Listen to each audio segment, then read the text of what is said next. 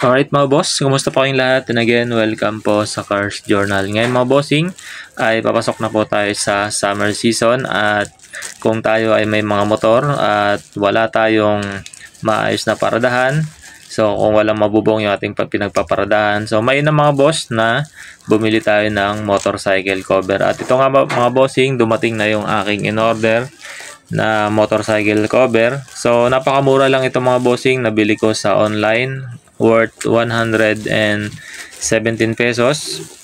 At ito nga pala mga boss, no, napaka-useful ito sa panahon ng tag-init para dagdag protection sa ating mga motorcycle. So para hindi agad nasisira sa matinding sikat ng araw. So ito na nga mga bossing, no, bubuksan na natin itong ating nabiling motorcycle cover. At ito nga pala, yung texture niya ng tela nito, so manipis, pero sa palagay ko ay sapat lang, no, sa kanyang halaga dahil so napakamura lang sa ganong halaga, 117 pesos ay mapapakinabangan na po natin. So ito ay medyo madulas yung kanyang tela at magaan sa ganyang lang sukat.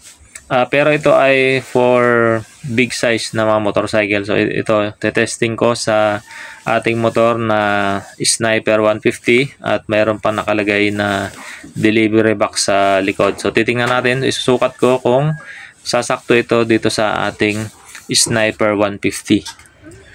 At ito na mga bossing, no, naikabit ko na sa ating Sniper 150. Ito pala mga boss ay meron siyang box sa likod at yung box na yan ay box ng Food Panda. So napakalaki niya mga bossing, no, at yung ating motorcycle cover ay maluwag talaga siya, or so malaki yung ating nabiling motorcycle cover. So pasok na pasok yan mga boss. So ito po yan, Sniper 150 plus isang delivery box sa likod.